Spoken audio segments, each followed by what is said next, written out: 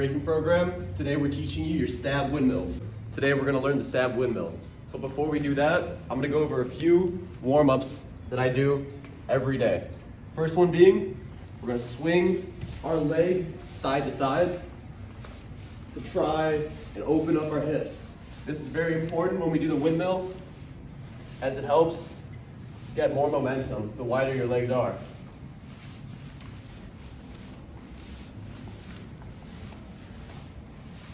Now we're gonna take that same leg whip motion and we're gonna take it to the ground. First, we have to get into our stab freeze. The way I do that is I hold my right hand or dominant hand out in front of you, hands up, turn it 90 degrees to the side, and then take your elbow and put it right in between your abs and your side.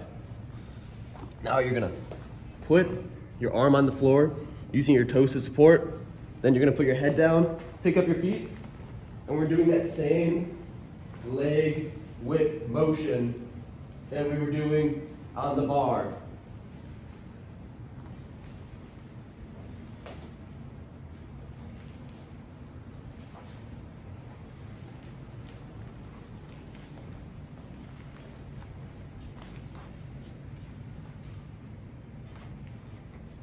Once you can do that leg whip in your stab about 5 to 10 times, we're ready to start the next part. Now we're gonna go back into our stab, just the way we explained before. Now we're gonna pick up the foot that is on our dominant side, and we're gonna whip again. But this time when we whip, we're gonna whip, roll over onto our dominant shoulder, and just lay on our back. We're gonna get used to that motion of whipping onto our back and staying there. Now for good form, it's important that we want to be high up on our shoulders and back, and it helps to keep your head either on the floor or right off of it. This is how we want to look when we land on our back, not down here. All right, now that we're used to doing our whip to the top of our back, the hard part is going to be getting back into our stab. Now the way I like to practice this is to once start directly on my back. I raise my butt off the ground and I have my arms in. This is how we want to keep our arms when we're rolling from our back to our stab. Now I'm going to go over my left shoulder, the opposite of my dominant side. As I roll over, I'm placing my stab hand under my body and I'm shooting my left hand out to help support myself. Again, it's butt up, roll, catch.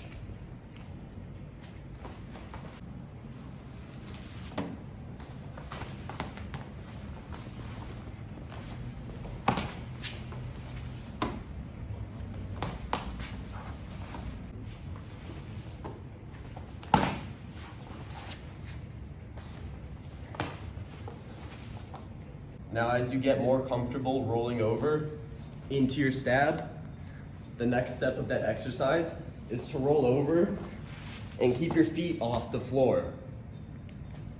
This is important because as we work on our windmills, to try and get continuous stab windmills, we have to keep our feet off the floor when we stab.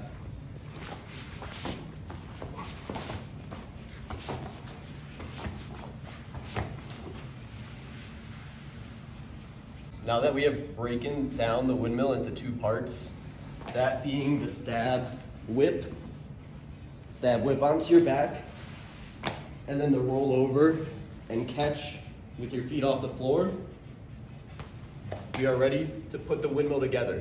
For now, we're just gonna work on whipping to our back and right away turning our body over using the shoulder and our head.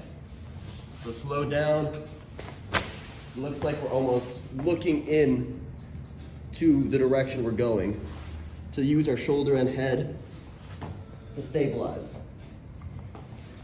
Something you're gonna realize as you start doing this more and more is when you turn over onto your back, there's a point where you go low and your hips are ready to pop up and help you carry over.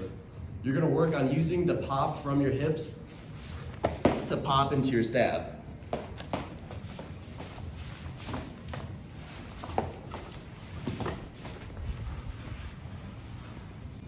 as you start doing more and more windmills, we're gonna find a point on our back right before we hit that backspin, where our hips will be right over us and we can use it to pull in and shoot us into our stab. It'll look like this.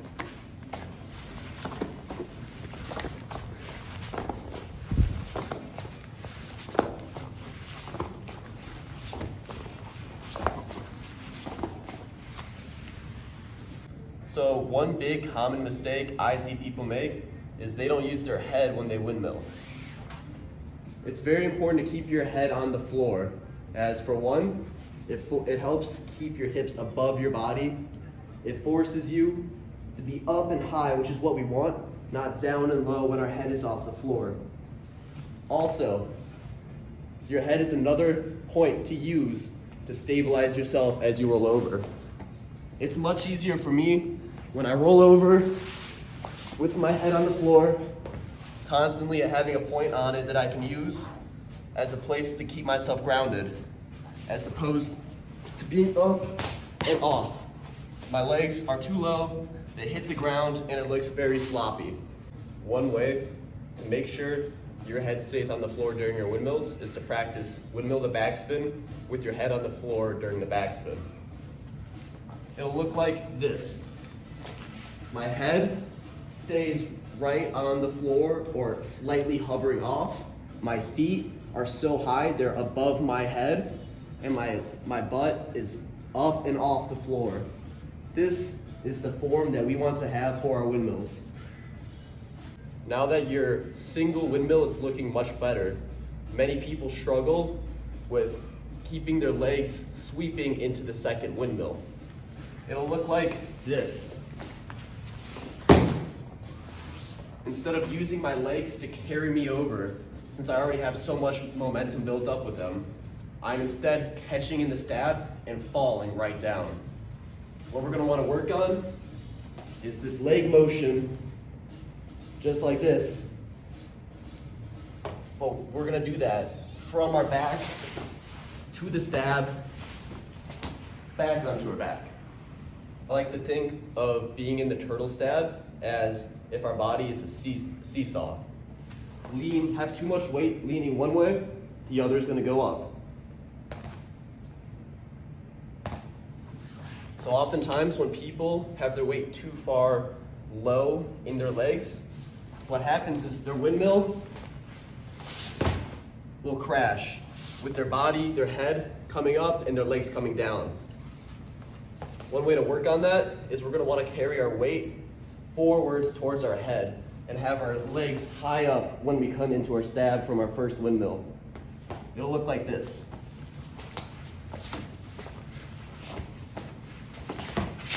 I'm leaning my head and my weight forwards right onto this point. So when I'm going over, I'm staring right at the ground and my feet are high in the air. You can practice lifting your legs up and touching your head to the floor to get better at keeping your legs higher. So now we're ready to do our first windmill. We're taking our hand, turning it to the side, stabbing it into our stomach. Now we're gonna keep that, put our other hand on the floor, and we're going into the stab. Now we're raising our legs up, head on the floor, bringing back our leg, whipping to our back, and popping. I'm gonna take my stabbing hand, my right side, place it into my side. Now the safety hand is gonna go out, and we're placing our hands on the floor. Next, we're gonna put our head on the floor and pick up our legs. Now my stabbing leg is gonna go back and swing me to my back, where I pop up and catch back in a stab. If your windmill looks like that, you're ready to move on to multiple windmills. Now we're gonna start taking our individual windmill and put it together to make multiple windmills. We're gonna stab, back, pop, stab, pop, stab, pop, stab, pop, stab, pop. Bring back the leg, pop, pop, pop, pop, pop, pop, pop, pop. Great job making it through the video. Let's do some stab mills.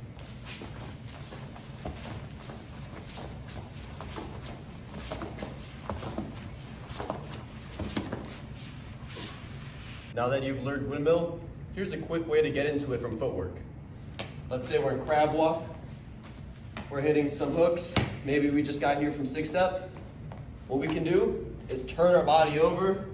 As we're turning our body over, we're gonna pick up the foot that we're stabbing with, and we're gonna whip straight to a windmill.